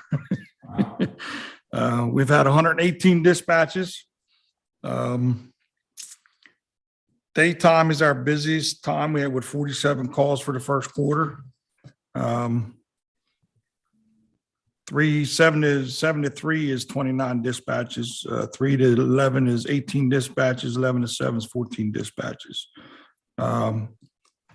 Arrival from dispatch to arrival time is about in 3 to 11 is 5.7 minutes. Daytime's 8.12, and nighttime after midnight is about 10 minutes because everybody's got to get out of bed and what have you. And I'll leave that report with you. Before you go on, Go ahead. I'm sorry. Do you have any indication of how many fires there were in, say, the area that say maybe West Grove went after? Or I do not. I can tell you the first quarter for fire, we assisted West Grove in the borough twice, Penn Township twice. See, it wouldn't come up because we covered parts of Franklin anyhow, so that would be a West Grove report. I just went back in as president the first of the year. I've served as fire chief for 8 years. I've been as president before. I've served several different positions in the fire department. Some of the things we have achieved in the first quarter, we have gotten 2 grants, one for $15,000 for fire, and that's through the State Fire Commissioner's Office. We have $8,325.05 for the EMS. That's also through the State Fire Commissioner's Office. Right now, I have Tina, our office administrative assistant. Any grants out there that we feel we have a shot at, we've been putting in for. So with that said, we put in for the mushroom grant. We have a Kubota mower that is getting some age on it, so we put in for a 0-turn mower. We've got $2,500 from the mushroom grant. We got $2,500 from Manfredi Trucking. The Gravely from Hockessin gave us a really good deal, so we're going to take the remainder of that fund out of the building maintenance fund, so we can go ahead and get that taken care of. One of our trustees wanted to update all of our lighting to LEDs. All the fluorescent lights are done. The engine bay and ambulance bay still need to be done. It's a $3,000 project, and I'm proud to say that all that money's been donated from businesses throughout our district. We did a boot drive on 4/16/22 in the borough of Avondale. There was about 12 members there from 8 to 11. So 3 hours time, we collected $4,400. We're actually going to do another one on Memorial Day, Saturday morning. Like I say, it seems to be a pretty good deal. EMS, just, means we're traveling, our average turnaround right now for transport is about 77 minutes because like I say, our transports are either going to Christiana, Delaware or Chester County. So fuel prices from 2021 for the first quarter for EMS was $1,937. In 2022 for the first quarter, they're $3,764. It's a difference of $1,827. And that's due to the traveling we're doing, plus the price of fuel that's skyrocketed.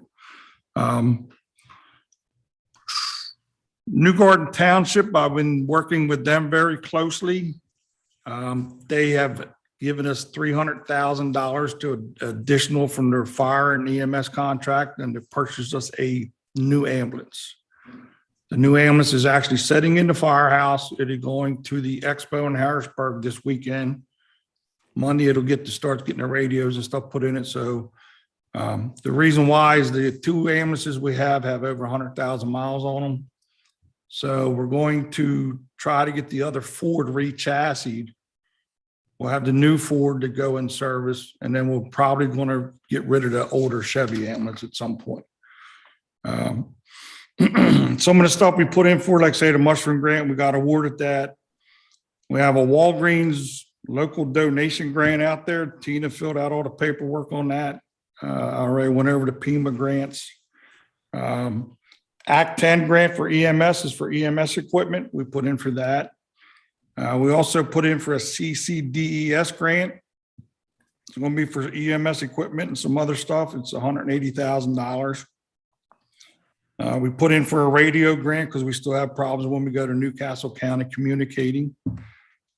So we're doing that. And one thing that we did different, started the first of the year, we started what they call duty night. Monday through Friday, we have guys and girls committed from 6 o'clock till 10 o'clock at night. They have to be on station. So with that said, that's why if you see our response is 5.7 minutes during that time, because we go right out the door. Volunteer hours for calls and stations for the first 3 months of the year, total 3,860 hours. Training hours was 432, and monthly company meetings were 366 for a total of volunteer hours for the first quarter was 4,658. And I can leave all this stuff with I keep forgetting your name. So I appreciate the support that Franklin Township is giving. It's greatly appreciated. And my goal is to try to come every quarter and give a quarterly report. I'll do a better job about getting on the agenda to make sure, but and also if you want, we are actually mailing all the other municipalities a quarter or a monthly EMS and fire report, as well as a monthly profit and loss. And I'll be more glad to send that to whomever email wants to send it to. Yep. So. Yep, that would be good. If you can provide me with you want it to come to you, give me a business card if you have one, and I will make sure you get on the list. So, but appreciate the time, appreciate the support. All right, thank you, Guy. So any questions for Guy? No, thank you, Guy. Thank you very much for your support. I appreciate your support. Like I say, we had a couple years there, some ups and downs, but we're in a positive way. We're moving forward. I actually transferred $60,000 to the truck fund. It's the first time that's been done in 2 years. So great. Like I say, That's awesome. no disrespect to anybody in the past or whatever, but we're moving forward. And so I don't want to put you on the spot. So if you don't know, you don't know. But we're talking. I think there was some talk about adding a mechanic to. That is Westgrove. Westgrove's going to hire. Westgrove and Oxford are trying to do a joint adventure. They're going to both. Okay. So you're not involved. You're not going to be involved in that. No. No, Okay. I mean, if they offered assistance and we can take our stuff out to Station 32 for maintenance, we'll be more than glad to get involved in that. But Okay. right now, I think it's still in the works. Yeah, I it don't is. know I that was yet. wondering if you were involved. I thought that they were working with the other Yeah, fire it's West, companies. and the reason why I think is because Gary Vidicone, I'm sure you guys met with him before. He's the manager of Oxford and West Grove EMS. Oh, okay. So that's why I think they're doing. They're a little joint thing linked that way. already. Yeah, so. Okay. Well, like I say, we'll be more than glad to jump on board if the offer's out there, because we can save money that way. Well, spread the cost around. You know, exactly. So. All right. Well, thank you, guys. All right. Appreciate Thank it. you for your time, and everybody have a good night. Thank you. Sorry for holding you. For That's so all right. long. Thank you, sir. Thank you. Thank everybody. Thank you Thanks. very much.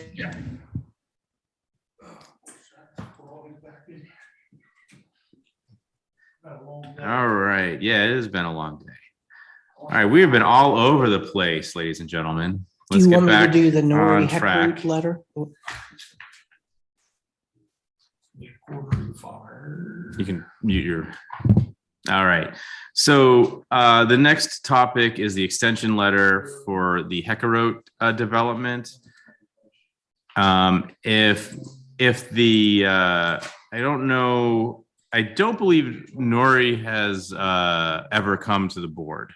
I think this was always through the PC. Correct. Okay, so he's a gentleman who wants to build a car mechanic on 896. I think it was across the street from one of the pastures, cow pastures there. I Right. forget It's the- located at 1691 New London Road. Yeah. There it is. It's right in my motion sheet. I should just read that. And so he wants us to just extend the letter request until the end of this year, which basically just delays his plans a little bit. And I wanted to call up his, there we go. Where are we? Yeah, so he sent us a letter. I don't know what the motion is. Is it that we accept his letter of extension? Yes, to accept his letter of extension to extend the review clock until December 31st of 2022 for the Nori Heckroot subdivision plan located at 1691 New London Road. All right, can you try that again? I make a motion. So if I say, I make a motion to accept the extension letter delaying approval of the plan, Delaying the review clock delaying the review clock to December 31st, 2022 for the Nuri Heckarote development plan on 1691 New London Road. Second. All right. And that was Nancy seconding it? Yep. Yep. Okay. Thank you, Nancy. Any discussion on this extension plan? No. Okay. All in favor, say aye. Aye. Aye. Any opposed, say nay. All right. Motion carries 5-0. All right. So then we finally make our way to solicitor updates, I think. That's it.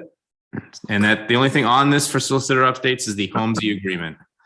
Correct. So I'm happy to report that our solicitor, Mark Thompson, and Roger Trumpier, the Holmesy Estate solicitor, have talked.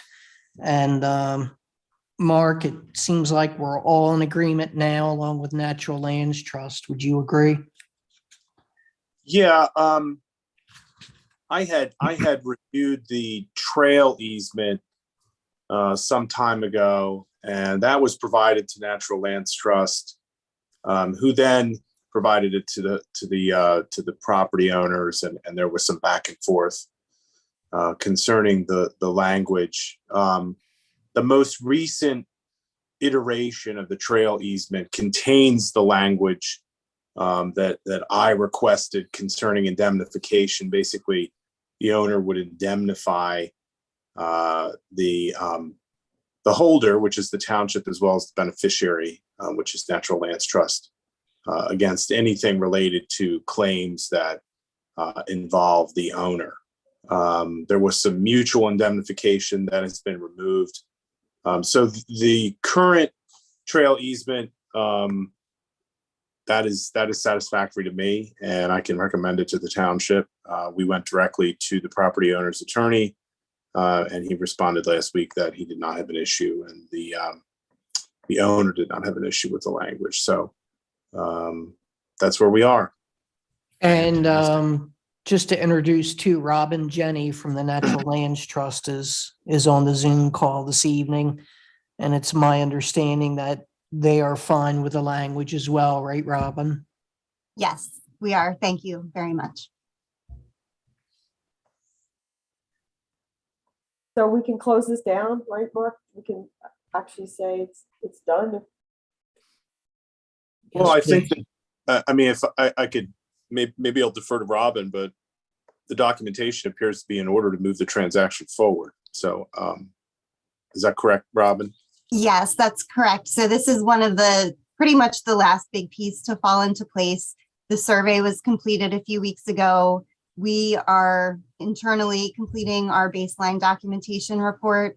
And I'm gathering closing information that's required from the estate of Sophie Holmesy.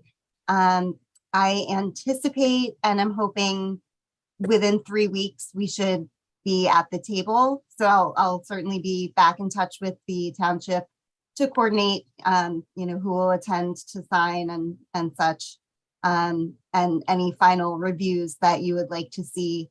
But I believe that all of the past due diligence has been provided.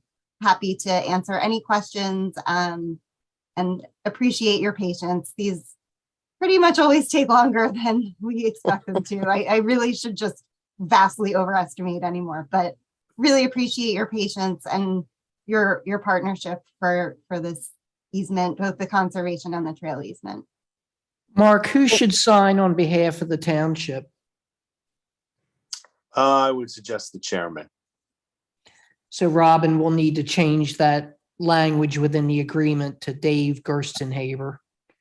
And I can Certainly, give you, yes. Sorry. That's okay. I didn't mean to interrupt you, but yeah, we can certainly do that. And we can either coordinate to have you sign ahead of time so that you don't have to come out and attend closing, or if you wanted to join us at closing, that's also wonderful. Okay, sure. Either one will work. Okay. Well, it took a lot of people's work. I know Paul Overton was really persistent, as well as other members of PRO. Robin, it's great that Natural Lands jumped in to help. And I think the Holmeses also took a lot of responsibility for this to happen. So it was a community effort. And thanks to all of you. There's no more motion attached to this. We don't need to do anything other than I sign this document. Mark, staff didn't understand if we needed a motion tonight. If we do need one, can you recommend one, please? Well, there is one. No, there's not. No, this is not appropriate. Yeah. I mean, I would. I don't know if there's any further action related to approval of these documents before closing. I don't know if there's something that could be scheduled to, I don't know when is Robin. When is closing? When do you anticipate that occurring? Hoping the first or second week of June. Okay. See, I would suggest that the board approve the form of the conservation easement as well as the trail easement, because the township is signatories to both documents. I think that's great. That what helps is Dave stay off of the hot seat if something goes wrong. well? What is what's the motion? What am I saying? What are the words I'm using? I make a motion to approve the trail easement agreement as written. Yes. Okay.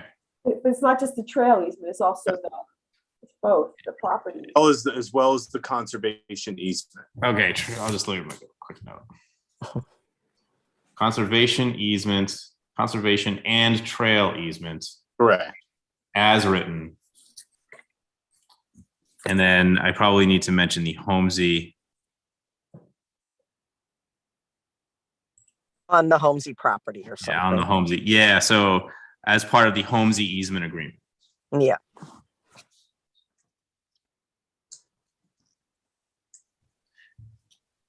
All right, so I'd make a motion. I make a motion to approve the conservation and trail easement as written regarding the Holmesy easement agreement. Can I have a second? Yeah, I'll second it. I'm like trying to think of how to button That's that up. good enough. That's good It's enough. close enough. Yeah. All right. Any further discussion? All right. Not hearing any. All in favor say aye. Aye. Aye. Any opposed say nay. All right. Motion carries 5-0.